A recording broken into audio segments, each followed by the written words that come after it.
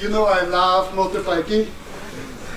My son and I told you last year a story that we were motorbiking and that I had an accident. And some of you remember the story. Who remembers the story? Wonderful. And because of this speech and what I did in this speech, short to remind you, is I showed you my accident which I had. I showed you my accident. And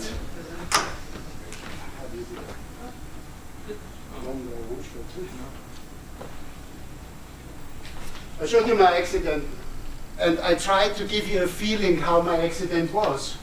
So and here is a short version of what I showed you in the speech, how the accident was. I was in the forest, and the front wheel slipped, and then I had to fall like that. That was my speech last year. Thank you for making me #1 that year. I was in the hospital, I told you, and I thought about what if I would not get up anymore from this fall? What is if I would die? What would my people around me remember me of? What would my son, who is here in this audience, remember about his death? What do you remember when you think right now about your dad? What comes first to your mind? What is it that you think? Can you smell him? Is it a picture? Are those some words you hear? What is it? What do you remember of your dad? It was in April. I asked you the question, what will be your legacy? In July, I got the letter. I opened the letter, it's from a notary, and in it is written, Andreas Vetr died in May 2016. My father died. My father was gone. What did I remember of my father? You have to know I don't know anything about my father. When I was born, my mother and my father decided to separate before I was born. So I did not know my father until I was 16. I was 16 and I was playing chess in a cafe nearby almost every day. And he saw me there. Somehow he knew me. But he didn't have the guts to get in touch with me. But one day, I guess he took all his guts, he took his strength, he stepped up and said, I'm your father. My name is Andreas Vetr.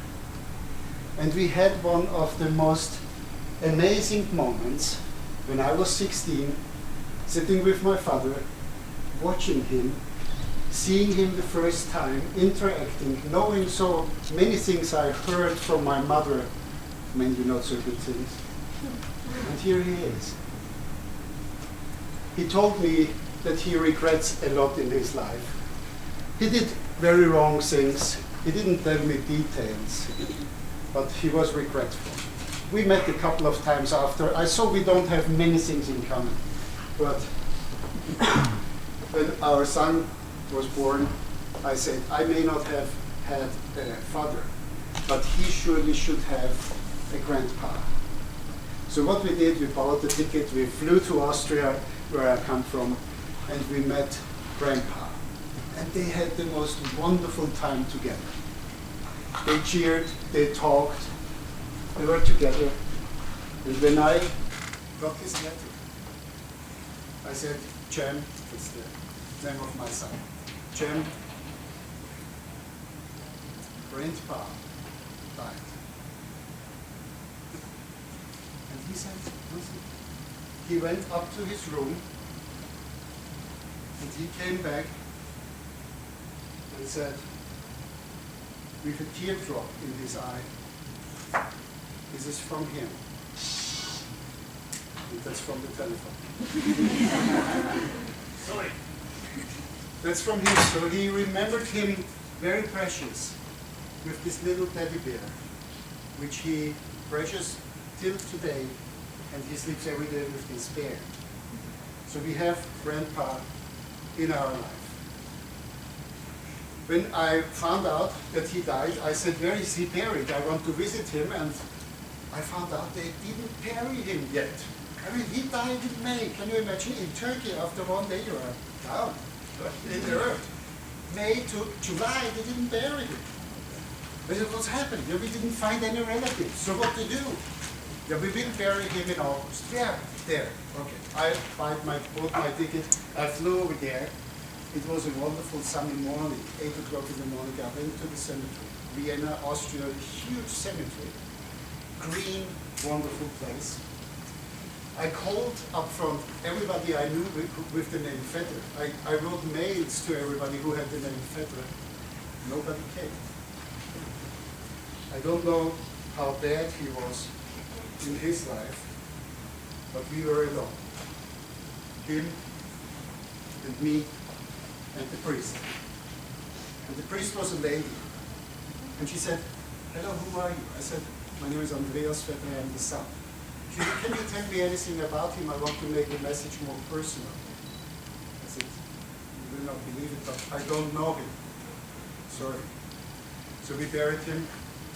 We went down. I prayed my prayer. And there was a fly. And it was, you know, fly. Yeah, I pushed it away and the fly, what's this fly? And it was like, it's me. It's not me in there. I'm out. I'm an angel now. Go home. You're a good son. You have a good family. Be a good father. And the most precious things in life are having those closest to you love and respect you the most. The most precious thing in life, having those closest to you love and respect you the most. All together. The most precious things in life are having the closest to you love and respect you the most.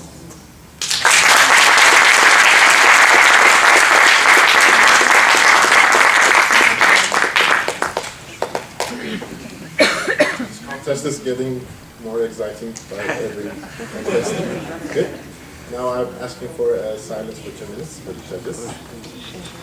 And this.